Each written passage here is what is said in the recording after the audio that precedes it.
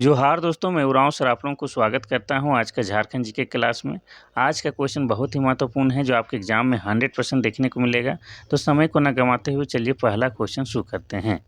उससे पहले बता दें कि आज का जो क्लास है इसमें हम लोग झारखंड जीके का मिक्सअप क्वेश्चन देखने वाले हैं, अर्थात बहुत सारे चैप्टरों को मिलाकर एक ही साथ एक ही क्लास में करने वाले हैं। तो कुल मिलाकर आज का क्लास जो है आपके लिए बेहद खास है। तो डोंट वेस्ट टाइम, आप लोग क्या कीजिए कि अपना नोटबुक निकाल के बैठ जाइए। आज का क्वेश्चन बेहद बेहद ही शानदार है और आपको बता दें कि बहुत दिन से क्लास इसलिए नहीं ले रहे थे, क्या है कि हम बहुत ही महत्वपूर्ण काम में बिजी हैं। वैसे प्रयास करेंगे कि जो है आपके लिए प्रत्येक दिन क्लास हम लेके आएँ। तो चलिए शुरू करते हैं आज का पहला क्वेश्चन। पहला क्वेश्चन कह रहा है कि निम्न में से कौन सा जलप्रपात राजमहल की पहाड़ियों में स्थित है।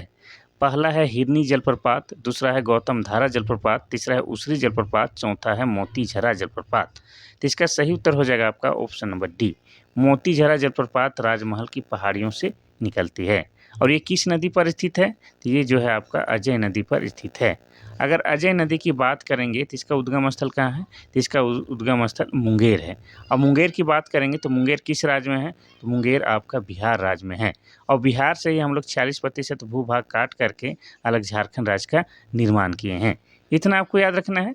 अब मोतीझरा जलप्रपात की बात करेंगे तो ठीक है कि ये जो है आपका अजय नदी पर है, लेकिन ये झारखंड के किस जिला के अंतर्गत आता है? तो आपको बता दें मोतीझरा जलप्रपात झारखंड के साहेबगंज जिला में स्थित है। कहाँ? झारखंड के साहेबगंज जिला में। और साहेबगंज जिला की बात करेंगे तो ये 1983 में जिला बना है और ये झारखंड का एकमात्र जिला है जहाँ पर जो है आपका गंगा नदी बहता है। इतना आपको याद रखना है। अब थोड़ा सा राजमहल की पहाड़ी की बात करेंगे। तो ये जो आपका राजमहल की पहाड़ी है यहाँ पर जो है काली मिट्टी पाई जाती है और काली मिट्टी जो है आपका कपास के खेती के लिए सबसे बेहतरीन माना जाता है। साथ ही राजमहल के पहाड़ी को जो है झारखंड के इतिहास में कांकजोल का क्षेत्र भी कहा जाता है। क्या कहा जाता है? कांकजोल का क्षेत्र भी कहा जाता है। और झारखंड में एक आदिम जनजाति है जिनका नाम है सौरिया पहाड़िया, और सौरिया पहाड़िया का जो है सबसे अधिक निवास स्थल कहाँ पर है? तो ये राजमहल की पहाड़िया में है। इतना आपको याद रखना है, राजमहल की पहाड़ियों में है, इतना याद रखना है। तो हो गया आपका पहला का ऑप्शन नंबर डी, मोतीझरा जलप्रपात। आगे बढ़ते हैं क्वेश्चन नंबर 2 की ओर। क्वेश्चन नंबर 2 कहता है कि निम्न में से कौन सा जिला पश्चिम बंगाल राज्य को स्पर्श नहीं करता है। पहला है हजारीबाग, दूसरा है पश्चिम सिंहभूम, तीसरा है रामगढ़, चौथा है देवघर। तो इसका सही उत्तर हो जाएगा आपका ऑप्शन नंबर सी, रामगढ़ जो है आपका पश्चिम बंगाल राज्य को स्पर्श नहीं करता है। वैसे आपको बता दें कि पश्चिम बंगाल जो है झारखंड के पूर्व दिशा में स्थित है, यानी कि झारखंड को पूर्व दिशा से सीमा साझा करने वाला राज्य आपका पश्चिम बंगाल है। और पश्चिम बंगाल से जो है झारखंड के 10 जिले जो है सीमा साझा करते हैं। कितने? तो झारखंड के 10 जिले सीमा साझा करते हैं, उनमें से जो है आपका रामगढ़ शामिल नहीं है। इतना याद रखना है। तो ये 10 जिले कौन कौन है तो हम आपको बोल के बताते हैं, लिखने में जो है थोड़ा सा आपको टाइम लग जाएगा।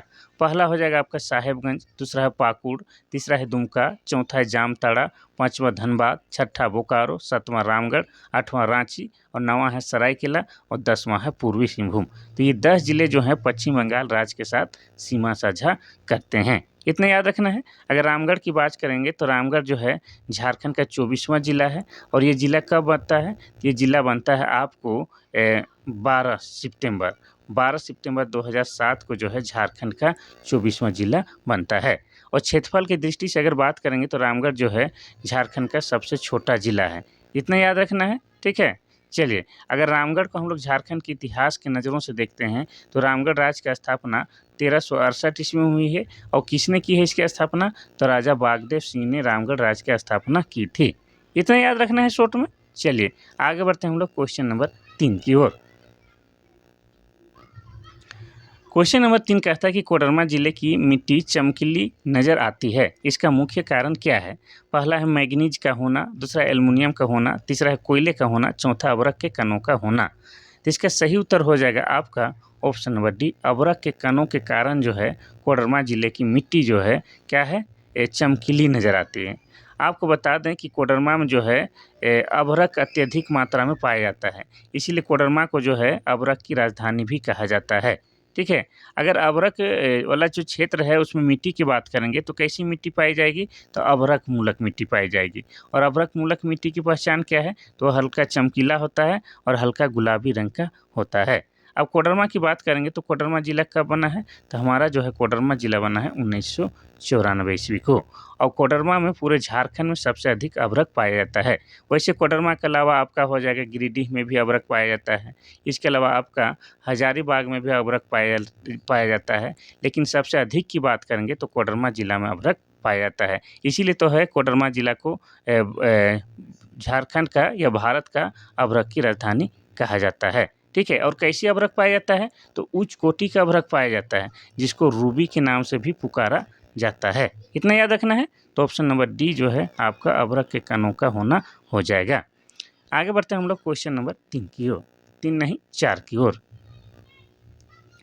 क्वेश्चन नंबर 4 कहता है कि बोकारो स्टील संयंत्र की स्थापना कब हुई थी। पहला 1964, दूसरा 1965, तीसरा 1966, चौथा है 1967। तो इसका सही उत्तर हो जाएगा आपका क्या हो जाएगा, ऑप्शन नंबर ए 1964 में बोकारो स्टील संयंत्र की स्थापना बोकारो जिले में की गई थी। अब बोकारो जिले में भी कहाँ, तो बोकारो जिले में आपको माराफारी नामक स्थान पर, कहाँ पर, माराफारी नामक स्थान पर। इसीलिए जो है बोकारो का पुराना नाम माराफारी भी बताया जाता है। और इसलिए बोकारो को जो है बोकारो को स्टील सिटी भी कहा जाता है, क्योंकि बोकारो में स्टील संयंत्र की स्थापना 1964 में की गई है। किस देश की सहायता से की गई है, तो सोवियत संघ रूस देश की सहायता से की गई है। ये भी आपको याद रखना है। ठीक है, अगर बोकारो की बात करेंगे तो बोकारो जिला बना है 1991 ईस्वी में। इतना शॉर्ट में याद रखना है। चलिए आगे बढ़ते हैं हम लोग क्वेश्चन नंबर 5 की ओर। क्वेश्चन नंबर 5 कहता है कि झारखंड के किस जिले में जादूगोड़ा यूरेनियम खदान स्थित है। पहला है सिमडेगा, दूसरा है खूंटी, तीसरा है पूर्वी सिंहभूम, चौथा है रांची। तो इसका सही उत्तर हो जाएगा आपका ऑप्शन नंबर सी। झारखंड के पूर्वी सिंहभूम जिला में एक जादूगोड़ा नामक स्थान है जो कि यूरेनियम के लिए फेमस है। इतना याद रखना है। ठीक है, अब पूर्वी सिंहभूम की बात करेंगे तो ये जिला कब बना है, तो 16 जनवरी 1990 को पूर्वी सिंहभूम झारखंड का एक जिला बनता है। इतना याद रखना है। तो पूर्वी सिंहभूम में जादूगोड़ा नामक स्थान है और जादूगोड़ा यूरेनियम के लिए फेमस है। आगे बढ़ते हैं हम लोग क्वेश्चन नंबर 6 की ओर। क्वेश्चन नंबर 6 कहता है कि कौन सा खनिज पलामू और लातेहार जिला में पाया जाता है। पहला है डोलोमाइट, तीसरा है काइनाइट और दूसरा है काइनाइट, तीसरा है ग्रेफाइट और चौथा है मैग्नेटाइट। तो इसका सही उत्तर हो जाएगा आपका ऑप्शन नंबर ए। डोलोमाइट जो है आपका पलामू और लातेहार दोनों जिला में पाया जाता है। अगर पलामू की बात करेंगे तो पलामू जिला बना है 1892 ईस्वी में और पलामू में जो है मक्का का उत्पादन सबसे अधिक होता है। इसके अलावा आपको बता दें कि तिलहन का भी उत्पादन पलामू में सबसे अधिक होता है, साथ ही दलहन का भी उत्पादन पलामू में सबसे अधिक होता है। इसके अलावा जौ का भी उत्पादन पलामू में सबसे अधिक होता है। तो पलामू जो है बहुत सारे चीज़ों के उत्पादन में सबसे आगे है, ये भी आपको याद रखना है। चलिए आगे बढ़ते हैं हम लोग क्वेश्चन नंबर 7 की ओर। क्वेश्चन नंबर 7 कहता है कि जो धातु जो कि पश्चिम सिंहभूम में स्थित है किसके लिए प्रसिद्ध है। पहला है क्रोमाइट, दूसरा है काइनाइट, तीसरा है ग्रेफाइट, चौथा है मैग्नेटाइट। तो इसका सही उत्तर क्या हो जाएगा, तो इसका सही उत्तर हो जाएगा आपका ऑप्शन नंबर ए। क्रोमाटाइट के या क्रोमोटाइट लिखा रहता है। क्रोमाइट के लिए जो है जो धातु फेमस है जो कि आपका पश्चिमी सिंहभूम में स्थित है। ठीक है, इतना याद रखना है। और पश्चिमी सिंहभूम की भी बात करेंगे तो पश्चिमी सिंहभूम जिला बना है कब, तो आपका 16 जनवरी 1990 को पश्चिमी सिंहभूम झारखंड का एक जिला बनता है। इसके अलावा पश्चिमी सिंहभूम झारखंड में जो है लौह अयस्क के लिए भी फेमस है। क्या है, लौह अयस्क के लिए भी झारखंड का पश्चिमी सिंहभूम फेमस है, ये भी आपको याद रखना है। आगे बढ़ते हैं हम लोग क्वेश्चन नंबर 8 की ओर। क्वेश्चन नंबर 8 कहता है कि निम्न में से कौन सही सुमेलित नहीं है, यानी कि गलत सुमेलित की पहचान करना है। पहला है चुटिया भीमकरण, दूसरा है दोसागढ़ दुर्जनसाल, तीसरा है सुतियांबे फनी मुकुट राय, चौथा है सतरंगी एनिसा। यानी कि ये जो नागवंशी राजाओं का नाम एक तरफ दिया हुआ है और एक तरफ उनके राजधानी के नाम दिया गया है, लेकिन इसमें जो है गलत मिलान है तो उसको पहचानना है। तो यहाँ पर जो है आपका पहला वाला हो जाएगा। पहला वाला जो है आपका गलत मिलान है। चुटिया जो है भीमकरण की राजधानी नहीं थी बल्कि प्रताप राय का। ठीक है, प्रताप राय का जो है राजधानी आपका चुटिया था और दुर्जनसाल की राजधानी दोसागढ़, ये बिल्कुल सही है। फनी मुकुट राय की राजधानी सुतियांबे थी और एनी शाह की राजधानी सतरंगी थी। ये सभी सही है, लेकिन पहला वाला जो है आपका गलत है। भीमकरण की जगह में प्रताप राय हो जाएगा। अब नागवंशियों की बात करेंगे तो नागवंश की स्थापना आपका 64 ईस्वी में किया गया था। किनके द्वारा किया गया था, तो फनी मुकुट राय के द्वारा, फनी मुकुट राय के द्वारा किया गया था। इसीलिए जो है फनी मुकुट राय को जो है नागवंश का आदि पुरुष भी कहा जाता है। इतना याद रखना है। और नागवंशियों का जो है राजकीय भाषा क्या था, तो नागवंशियों का राजकीय भाषा नागपुरी था। नागपुरी भाषा आप सभी जानते हैं, तो एक खाबू मोइनी जाबू ये वाला जो भाषा था नागवंशियों का राजकीय भाषा था। ठीक है, चलिए तो ऑप्शन नंबर ए जो है चुटिया भीमकरण ये वाला गलत सुमेलित है, यहाँ पर प्रताप राय हो जाता। कोई दिक्कत नहीं। आगे बढ़ते हैं हम लोग क्वेश्चन नंबर 9 की ओर। क्वेश्चन नंबर 9 कहता है कि मानभूम झंडा सत्याग्रह किस वर्ष हुआ था। पहला 1920, दूसरा 1945, तीसरा 1947, चौथा है 1951। तो इसका सही उत्तर क्या हो जाएगा, इसका सही उत्तर हो जाएगा आपका ऑप्शन नंबर बी, 1945 में जो है मानभूम झंडा सत्याग्रह हुआ था। ठीक है, चलिए आगे बढ़ते हैं हम लोग क्वेश्चन नंबर 10 की ओर। क्वेश्चन नंबर 10 कहता है कि संथाल परगना काश्तकारी अधिनियम कब पारित हुआ था। पहला है 1901, दूसरा है 1905, तीसरा है 1908, चौथा है 1949। तो इसका सही उत्तर क्या हो जाएगा, तो ऑप्शन नंबर डी 1949 जो है सही हो जाएगा। संथाल परगना काश्तकारी अधिनियम, इसी को जो है एसपीटी एक्ट भी कहा जाता है। क्या कहा जाता है, एसपीटी एक्ट, यानी ये भी जो है आपका भूमि से संबंधित कानून है। और वर्तमान में झारखंड में जो 24 जिला हैं उनमें से 6 जिला में जो है आपका एसपीटी एक्ट लागू है और बाकी के 18 जिला में जो है आपका सीएनटी एक्ट लागू है और ये भूमि से संबंधित कानून है। इतना कम से कम आपको याद रखना है। चलिए आगे बढ़ते हैं हम लोग क्वेश्चन नंबर 11 की ओर। क्वेश्चन नंबर 11 कहता है कि गुरुजी के उपनाम से किसे जाना जाता है। पहला है विनोद बिहारी महतो, दूसरा है जयपाल सिंह मुंडा, तीसरा है निर्मल महतो, चौथा है शिबू सोरेन। इसका सही उत्तर हो जाएगा आपका option number D, Shibu Soren को जो है गुरुजी भी कहा जाता है और दिसोम गुरु भी कहा जाता है। क्या कहा जाता है, इन्हें जो है दिसोम गुरु के नाम से भी जाना जाता है और ये झारखंड निर्माण में इनका महत्वपूर्ण योगदान रहा है। इसलिए इन्हें झारखंड रत्न से भी सम्मानित किया गया है। साथ ही आपको बता दें कि इन्हें जो है पद्म भूषण नहीं पद्म विभूषण पुरस्कार से भी सम्मानित किया गया है। अब गुरुजी के बारे में जो है थोड़ा सा आपको और जानकारी देते हैं। तो शिबू सोरेन का जन्म जो हुआ है आपका 11 जनवरी, कब, 11 जनवरी 1944 को हुआ है। कहाँ पर हुआ है, तो वर्तमान में जो रामगढ़ जिला है वहीं पर। अब रामगढ़ जिला में भी कहाँ, तो रामगढ़ जिला के जो है नेमरा गाँव में इनका जन्म हुआ है। और इनका बचपन का नाम क्या है, तो इनका बचपन का नाम है शिवचरण मांझी। क्या नाम है, शिवचरण मांझी जो है इनका बचपन का नाम है। इतना याद रखना है। इनकी मृत्यु कब होती है, तो इनकी मृत्यु होती है 4 अगस्त, कब, 4 अगस्त 2025 को जो है इनकी मृत्यु दिल्ली में होती है। इतना आपको याद रखना है। और इन्होंने जो है 1970 में, कब, 1970 में इन्होंने जो है सोनोत संथाल समाज की स्थापना की थी। किसकी, तो सोनोत संथाल समाज की स्थापना की थी। इसके अलावा आपको बता दें कि 1973 में इन्होंने झारखंड मुक्ति मोर्चा अर्थात जेएमएम की स्थापना की थी। लोग इन्हें प्यार से गुरुजी या दिसोम गुरु के नाम से जानते हैं। इतना कम से कम याद रखना है। और ये जो है 2026 में इन्हें जो है पद्म विभूषण पुरस्कार से भी सम्मानित किया जा चुका है। ठीक है, चलिए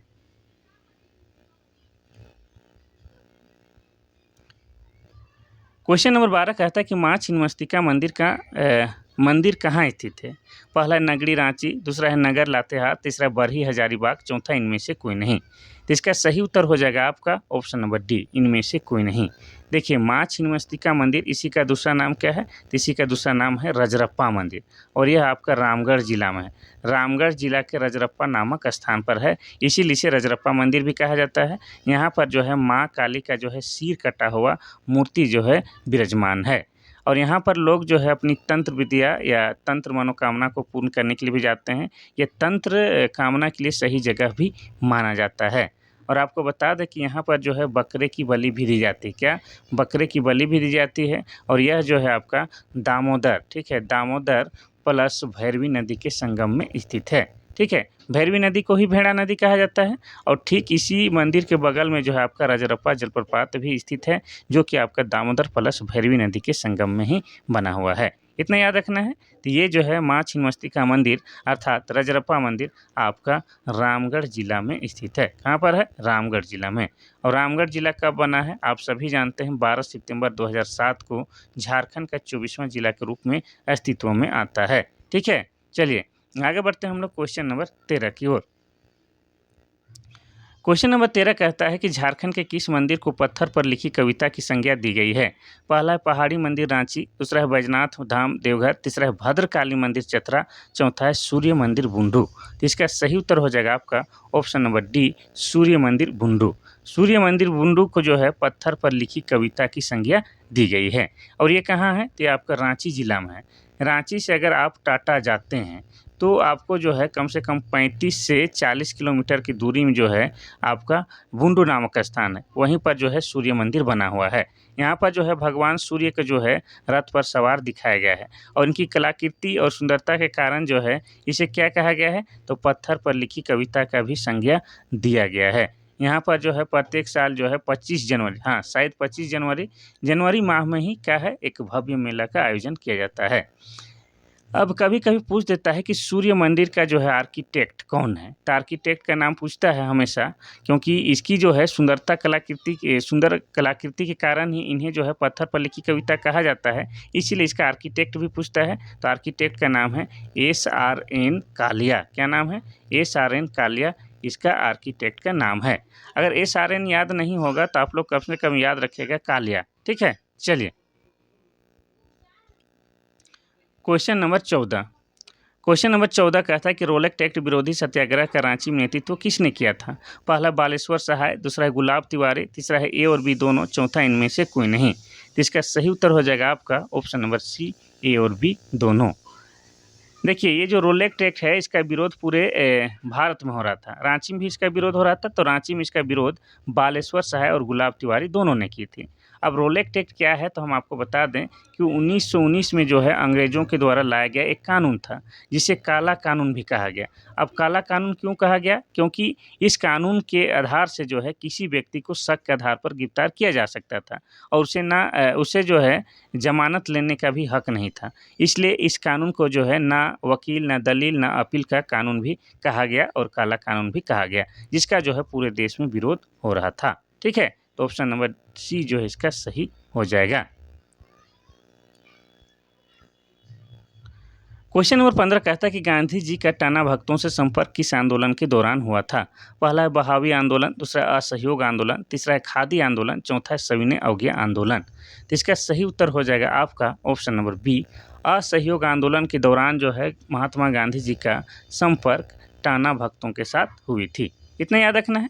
अब असहयोग आंदोलन की बात करेंगे तो इसकी शुरुआत 1 अगस्त को, कब, 1 अगस्त 1920 को जो है महात्मा गांधी के द्वारा शुरू की गई थी ये आपका असहयोग आंदोलन।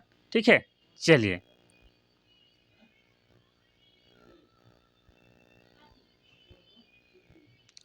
क्वेश्चन नंबर 16 कहता है कि सिन्हा साहब रामलीला, सजला, गेंद और गोल कहानी के रचनाकार कौन हैं।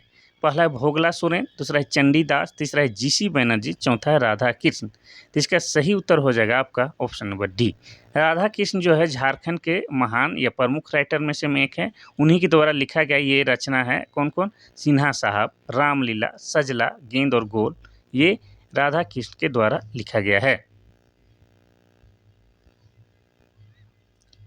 क्वेश्चन नंबर 17 कहता है कि the legend of Birsa Munda पुस्तक के लेखक कौन है। पहला है तुहिन सिन्हा और अंकिता वर्मा, यहाँ पर अंकिता कर लीजिएगा। दूसरा है सरयू राय, तीसरा है देव कुमार, चौथा है विवेकानंद झा। तो इसका सही उत्तर हो जाएगा आपका ऑप्शन नंबर ए, तुहिन सिन्हा और अंकिता वर्मा के द्वारा ये किताब लिखा गया है। कौन सा, the legend of Birsa Munda. अब बिरसा मुंडा की बात हो रहा है तो आपको बता दें कि बिरसा मुंडा को जो है धरती आबा भी कहा जाता है। क्या कहा जाता है, धरती आबा, यानी कि जगत का पिता कहा जाता है। और बिरसा मुंडा का जन्म कब हुआ है, तो 15 नवंबर 1875 को हुआ है। कहाँ पर हुआ है, तो वर्तमान में जो खूंटी जिला है, खूंटी जिला के उलिहातू गांव में इनका जन्म हुआ है। इनके पिताजी का नाम क्या है, तो इनके पिताजी का नाम है सुगना मुंडा। और माता का नाम क्या है, तो माता का नाम है कर्मी। इतना याद रखना है। इनके धार्मिक गुरु का नाम क्या है, तो धार्मिक गुरु का नाम है आनंद पांडे। और इनका जो सेनापति है उसका नाम क्या है, तो सेनापति का नाम गया मुंडा है। ये सब आपको याद रखना है। बिरसा मुंडा पर जो है अंग्रेज़ों के द्वारा 500 रुपये का जो है इनाम रखा गया था। अब बिरसा मुंडा की मृत्यु कब हुई है, बिरसा मुंडा की मृत्यु 9 जून 1900 ईस्वी को रांची के सेंट्रल जेल में हुई है। और सरकारी दस्तावेज के अनुसार इनकी मृत्यु के कारण हैजा बताया गया है, जो कि गंदे खान पान के कारण होने वाला रोग है। अब इनका समाधि स्थल कहाँ है, तो बिरसा मुंडा का समाधि स्थल जो है आपका रांची जिला में है। और रांची में भी कहाँ, तो एग्जैक्ट आपको बता दें कि लालपुर चौक आप लोग जानते होंगे, तो लालपुर चौक से जो है कोकर चौक की ओर आप लोग बढ़ते हैं तो बीच में जो है आपका डिस्टिलरी पुल है, वहीं पर जो है बिरसा मुंडा का समाधि स्थल बना हुआ है। ठीक है, तो 17 का जो है सही उत्तर आपका हो जाएगा क्या, ऑप्शन नंबर ए, तुहिन नेसीना और अंकिता वर्मा।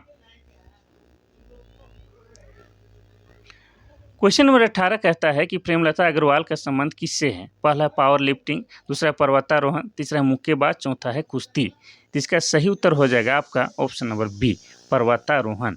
प्रेमलता अग्रवाल जो है पर्वतारोहण है, यानी कि पहाड़ों पर चढ़ने की काम करती है। और ये ऐसी महिला है, बड़ा ही साहसिक महिला है। इन्होंने 48 वर्ष की आयु में जो है पर्वतारोहण जैसे कठिन कार्य को करना शुरू की थी। और इन्हें जो है भारत सरकार के द्वारा जो है इस कठिन कार्य को करने के लिए जो है कौन सा पुरस्कार से सम्मानित किया गया है, तो पद्मश्री पुरस्कार से इन्हें सम्मानित किया गया है। इतना याद रखना है। और ये झारखंड की है ही, लेकिन झारखंड की कहाँ की है, तो झारखंड की जमशेदपुर की रहने वाली है। कौन, आपकी प्रेमलता अग्रवाल। इतना याद रखना है। चलिए आगे बढ़ते हैं हम लोग क्वेश्चन नंबर 19 की ओर। क्वेश्चन नंबर 19 कहता है कि शताब्दी स्टेडियम झारखंड के किस जिले में स्थित है। पहला है रांची, दूसरा है धनबाद, तीसरा है दुमका, चौथा है जमशेदपुर। तो इसका सही उत्तर हो जाएगा आपका ऑप्शन नंबर ए, रांची जिला में जो है आपका क्या है, शताब्दी स्टेडियम है। इसके अलावा रांची जिला में आपका क्या है, बिरसा स्टेडियम भी है, बिरसा फुटबॉल स्टेडियम है। इसके अलावा हॉकी एस्ट्रोटर्फ स्टेडियम भी है, और इसके अलावा जेसीए क्रिकेट स्टेडियम भी है। तो रांची जिला में जो है बहुत सारा स्टेडियम है, लेकिन यहाँ पर बात हुआ है शताब्दी स्टेडियम का। तो शताब्दी स्टेडियम कहाँ है, तो आपका रांची जिला में है। और रांची जिला की बात करेंगे तो ये जिला बना है 1899 ईस्वी में। और रांची जो है वर्तमान में झारखंड की राजधानी है। और रांची को क्या कहा जाता है, तो रांची को जो है शहीदों का नगर कहा जाता है, शहीदों का नगर। इसके अलावा रांची को जो है झरनों का शहर भी कहा जाता है, अर्थात सिटी ऑफ वाटरफॉल्स भी कहा जाता है। और इसका जो है खूबसूरत वातावरण और बेहद ही खुशनुमा माहौल या मौसम के कारण जो है रांची को झारखंड का शिमला भी कहा जाता है। इतना कम से कम आपको याद रखना है। चलिए आगे बढ़ते हैं हम लोग क्वेश्चन नंबर 20 की ओर। क्वेश्चन नंबर 20 कहता है कि कौन सी जनजाति सत्य के लिए तथा सत्य हेतु सभी कुछ बलिदान करने के लिए प्रसिद्ध है। पहला है खरवार जनजाति, दूसरा है मुंडा, तीसरा है संथाल, चौथा है सौरिया। तो इसका सही उत्तर हो जाएगा आपका ऑप्शन नंबर ए, खरवार जनजाति जो है सत्य और अहिंसा के लिए अपने प्राण तक देने के लिए तैयार रहती है। इसे जो है लड़ाका जनजाति भी कहा जाता है, साथ ही इसे मार्शल जनजाति भी कहा जाता है। इतना आपको याद रखना है। ठीक है, खरवार जनजाति।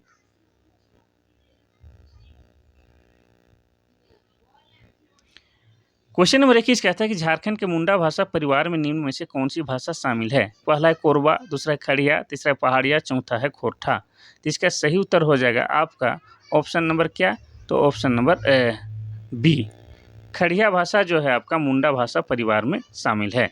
और आपको बता दें कि झारखंड में खड़िया एक जनजाति है, और खड़िया जनजाति का जो है झारखंड में सबसे अधिक ईसाईकरण हुआ है, ये भी आपको याद रखना है। झारखंड में सबसे अधिक किस जनजाति का ईसाईकरण हुआ है, तो खड़िया जनजाति का।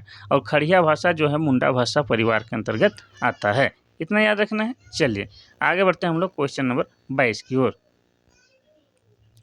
क्वेश्चन नंबर 22 कहता है कि यह एक लोक नृत्य है जिसका निष्पादन विवाह के दौरान दूल्हे के परिवार में किया जाता है। पहला है पैका, दूसरा है छौ, तीसरा है डोमकच, चौथा है लहसुआ। तो ये कौन सा है, तो आपका ऑप्शन नंबर सी डोमकच है।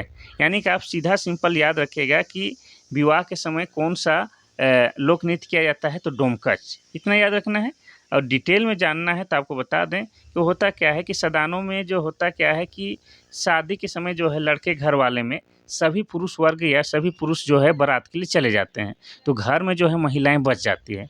तो घरों के रखवाली के लिए जो है वो लोग रात भर जागती है और नृत्य संगीत का आयोजन करती है। इसमें जो है महिलाएं जो है पुरुष वस्त्र धारण करती है और थोड़ा हंसी मजाक के लिए जो है थोड़ा अश्लील टाइप का गाना भी गाती है, और इसमें जो है पुरुषों का शामिल होना वर्जित होता है। यही क्या है, सामान्यतः डोमकच है। लेकिन शादी से जो है 15 दिन पहले से जो है शादी घर में जो लोक नृत्य किया जाता है वो भी डोमकच कहलाता है। तो आपको बस इतना याद रखना है कि शादी से संबंधित आपका क्या है, डोमकच है। ठीक है, चलिए आगे बढ़ते हैं हम लोग क्वेश्चन नंबर 23 की ओर। क्वेश्चन नंबर 23 कहता है कि कर्मा नृत्य के दो प्रकार कौन कौन से हैं। पहला है धुरिया एवं पानुरी, दूसरा है माघे और जोरगो, तीसरा है गोतियो एवं छौ, चौथा है खेमटा एवं भिनसारी। तो इसका सही उत्तर क्या हो जाएगा? सही उत्तर ऑप्शन नंबर डी, खेमटा या खेमट और भिनसारी जो है कर्मा नृत्य के 2 प्रकार हैं। अब कर्मा की बात करेंगे तो झारखंड में जो है सरहुल के बाद झारखंड के जनजातियों का सबसे प्रमुख त्यौहार कौन है? कर्मा त्यौहार है। और ये कर्मा त्यौहार जो है भादो माह के शुक्ल पक्ष के जो है एकादशी को मनाया जाता है। इतना याद रखना है। और इसमें जो है करम नामक वृक्ष की डाली की जो है पूजा की जाती है। और ये कर्मा त्यौहार जो है भाई बहन, ठीक है, भाई और बहन के जो है पवित्र प्रेम की निशानी या पवित्र प्रेम की पहचान वाली त्यौहार है। इसीलिए जो है कर्मा त्यौहार का जो है तुलना जो है रक्षाबंधन के साथ किया जाता है। अब रक्षाबंधन के साथ क्यों किया जाता है? तो आपको बता दें कि सावन के पूर्णिमा में जो है सदानों में रक्षाबंधन मनाया जाता है और यह त्यौहार भी जो है भाई और बहन पर आधारित त्यौहार है। और कर्मा त्यौहार भी जो है भाई बहन के पवित्र प्रेम पर आधारित त्यौहार है। इसीलिए कर्मा त्यौहार का तुलना रक्षाबंधन के साथ किया जाता है। इतना आपको याद रखना है, ठीक है। और कर्मा त्यौहार की और एक खूबसूरत बात क्या है कि इसमें जो है सदान और जनजाति दोनों जो है मिल के जो है जम के मनाते हैं, ठीक है। चलिए, भादो एकादशी करम गड़ाए रे।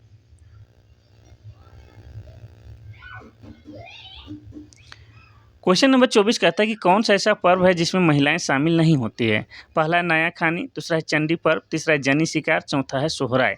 तो इसका सही उत्तर क्या हो जाएगा? तो इसका सही उत्तर हो जाएगा आपका ऑप्शन नंबर बी, चंडी पर्व में जो है महिलाएं शामिल नहीं होती है। किसमें? चंडी पर्व में। और इसमें जो है सफ़ेद बकरे की बलि दी जाती है। किसका? तो सफ़ेद बकरे की बलि दी जाती है। और आपको बता दें कि इसमें तो महिलाएं शामिल नहीं ही होती है, लेकिन जिस घर में जो है महिलाएं अगर प्रेग्नेंट हैं तो उस घर का जो है पुरुष भी शामिल नहीं होता है इस पर्व में। कौन सा पर्व? तो चंडी पर्व में। इतना याद रखना है। चलिए, बाकी डिटेल में हम इसलिए नहीं बता रहे हैं कि आज पहला क्लास है तो ज़्यादा टाइम नहीं लेना चाह रहे हैं।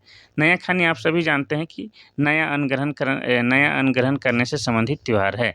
जनी शिकार जो कि 12 साल में एक बार मनाया जाता है और ये उरांव जनजाति में प्रचलित त्यौहार है। सोहराय की बात करेंगे तो ये पशु से संबंधित त्यौहार है जो कि आपका दीपावली के दूसरे दिन मनाया जाता है। और सोहराय जो है झारखंड में एक चित्रकला भी है, ये भी आपको याद रखना है। आगे बढ़ते हैं हम लोग क्वेश्चन नंबर 25 की ओर। क्वेश्चन नंबर 25 कहता है कि झारखंड के सदानों का समाज कैसा था? पहला है मात्र सत्तात्मक, दूसरा है पितृ सत्तात्मक, तीसरा है दोनों, चौथा इनमें से कोई नहीं। तो इसका सही उत्तर हो जाएगा आपका ऑप्शन नंबर बी, पितृ सत्तात्मक। झारखंड में जो है सदानों का समाज पितृ सत्तात्मक था, यानी कि पितृ या पिता ही मुखिया होता था, ये आपको याद रखना है। अब सदानों की बात किया जाए तो सदान आप सभी जानते हैं कि झारखंड में जो पहले से रह रहे हैं, जो मूल निवासी है उसे आदिवासी कहा जाता है। लेकिन झारखंड में जो पहले से रह रहे हैं और मूल निवासी हैं और आदिवासी नहीं हैं, तो वो क्या कहलाएंगे? वो सदान कहलाते हैं, ठीक है। और सदानों का समाज पितृ सत्तात्मक है, यानी कि पिता ही प्रधान होता है या मुखिया होता है। चलिए आगे बढ़ते हैं हम लोग क्वेश्चन नंबर 26 की ओर। क्वेश्चन नंबर 26 कहता है कि झारखंड के उच्च न्यायालय के पहले मुख्य न्यायाधीश कौन थे? पहला है बाला सुब्रमण्यम, दूसरा है नीला भाई दिनकर, तीसरा है बाबूलाल मरांडी, चौथा है विनोद कुमार गुप्ता। तो इसका सही उत्तर हो जाएगा आपका option number D, Vinod Kumar Gupta जो है झारखंड उच्च न्यायालय के पहले मुख्य न्यायाधीश थे। और वर्तमान में कौन है इसको आप लोग को कमेंट करके बताना है। और आपको बता दें कि झारखंड उच्च न्यायालय का निर्माण झारखंड का स्थापना दिन यानी कि 15 नवंबर 2000 ईस्वी को हुआ था। और जिस समय झारखंड उच्च न्यायालय का स्थापना हुआ था उस समय यह 21वें क्रम का था। और वर्तमान में जो है भारत में कितने उच्च न्यायालय हैं? तो आपको बता दें 25 उच्च न्यायालय हैं। और 25वां उच्च न्यायालय का नाम क्या है? तो अमरावती नाम है, ये भी आपको याद रखना है। और झारखंड उच्च न्यायालय कहाँ है? तो आपका रांची जिला में है। और रांची जिला में कहाँ है? तो कुछ दिन पहले तक यह जो है आपका डोरंडा में था, लेकिन वर्तमान में यह जो है धुरुआ में शिफ्ट हो गया है, लेकिन यह जो है आपका रांची में ही स्थित है। ये है आपका झारखंड उच्च न्यायालय का पहला मुख्य न्यायाधीश का नाम विनोद कुमार गुप्ता है। वर्तमान में कौन है इसको आप लोग कमेंट करके बताइएगा। क्वेश्चन नंबर 27 कहता है कि झारखंड राज्य में नगर परिषदों की संख्या कितनी है? पहला है 15, दूसरा 21, तीसरा है 20, चौथा है 22। तो इसका सही उत्तर क्या हो जाएगा? इसका सही उत्तर हो जाएगा आपका ऑप्शन नंबर बी। देखिए, इसमें भी जो है थोड़ा सा हमको संदेह हो रहा है कि 20 है कि 21 है, लेकिन जहाँ तक हमको जानकारी है कि झारखंड में नगर परिषदों की संख्या 21 या 20 होगा। तो इसको भी आप लोग जो है कमेंट करके बताइएगा। थोड़ा सा इसमें संदेह हो रहा है, जल्दी से याद नहीं आ रहा है। क्वेश्चन नंबर 28 कहता है कि मुख्यमंत्री ग्राम सेतु योजना किस वर्ष शुरू की गई थी? पहला है 2005, दूसरा है 2004, तीसरा है 2001, चौथा है 2003। तो इसका सही उत्तर हो जाएगा आपका ऑप्शन नंबर सी, 2001 में जो है मुख्यमंत्री ग्राम सेतु योजना की शुरुआत की गई थी। और इसका मुख्य उद्देश्य क्या था कि गाँव को जो है मुख्य शहरों से जोड़ना, ठीक है, यही इसका मुख्य उद्देश्य था। ये शुरू हुई है आपका 2001 में। चलिए, आज टोटल जो है 30 क्वेश्चन को करने वाले हैं, शुरुआत है। समय रहेगा तो हम आप लोग को जो है क्लास कंटिन्यू ज़रूर लेके आएँगे। दरअसल क्या है कि हम जो है बहुत ही महत्वपूर्ण काम में बिज़ी हैं, छोटा-मोटा काम में नहीं, बड़ा काम में। इसीलिए जो है क्लास नहीं ले पाए हैं, नहीं ले पा रहे हैं, तो इसलिए जो है हम आप लोगों को आप लोगों का जो है क्षमा प्रार्थी हैं, आप लोग से क्षमा प्रार्थी हैं। क्वेश्चन नंबर 29 कहता है कि झारखंड में कुल मान्य अनुसूचित जनजातियों की संख्या कितनी है? यानी कि झारखंड में कुल कितने जनजाति पाए जाते हैं? तो ये जो है आपका 2011 की जनगणना के अनुसार जो हो जाएगा 32 हो जाएगा। वैसे एक बढ़ गया है, 33 हो गया है, लेकिन अभी जो जनगणना शुरू हो रहा है या होने वाला है, तो उसमें जो है 33 आ जाएगा, लेकिन अभी तक जो है 2011 का आंकड़ा के हिसाब से 32 है।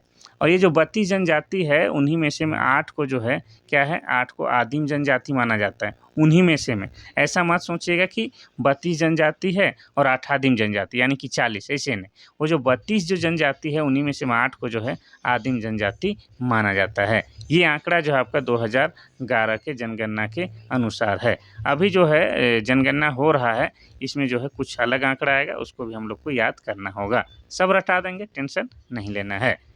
क्वेश्चन नंबर 30 कहता है कि संथाल जनजाति में कितने प्रकार के विवाह प्रचलित हैं? पहला है 5, दूसरा है 7, तीसरा 8, चौथा है 10। इसका सही उत्तर हो जाएगा आपका ऑप्शन नंबर सी, 8। संथाल जनजाति में मुख्य रूप से 8 प्रकार के विवाह प्रचलित है, लेकिन इनमें जो है किरिंग बापला कौन सा है? किरिंग बापला विवाह जो है सबसे ज़्यादा प्रचलित है। एक्चुअली जो है संथाल जनजाति में शादी को ही बापला कहा जाता है। चूँकि ये जो आखिरी क्वेश्चन है, साथ ही संथाल जनजाति जो है झारखंड की सबसे बड़ी जनजाति है। जनसंख्या के आधार पर झारखंड की सबसे बड़ी जनजाति है। तो इनके बारे में आपको बता दें, संथाल जनजाति के द्वारा जो है संथाली भाषा बोली जाती है, और संथाली भाषा को लिखने के लिए जो है ओल चिकी लिपि का प्रयोग किया जाता है। और ओल चिकी लिपि का आविष्कार किसने किया है? तो ओल चिकी लिपि का आविष्कार जो है पंडित रघुनाथ मुर्मू ने किया है। और पंडित रघुनाथ मुर्मू ने कब किया है? तो 1941 में किया गया है।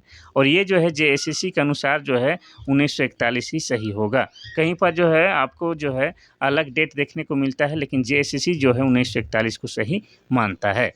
और आपको बता दें कि संथाली भाषा को जो है 2003 में, कब? तो 2003 में जो है भारतीय संविधान के 8वीं अनुसूची में शामिल किया गया है। और ये जो 8वीं अनुसूची है, इसमें पूरे भारत से मात्र 22 भाषा को शामिल किया गया है। उनमें से एक आपका संथाली भाषा है, जो कि झारखंड का ट्राइबल लैंग्वेज है और हमारे लिए गर्व की बात है।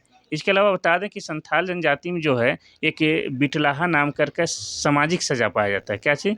बिटलाहा नामक एक सामाजिक सज़ा पाया जाता है, जो कि सामान्यतः यौन से संबंधित दोषी पाए जाने पर दी जाती है। इतना याद रखना है। और संथाल जनजाति में जो है युवागिरी को क्या कहा जाता है? तो युवागिरी को घोटुल कहा जाता है। इतना याद रखना है।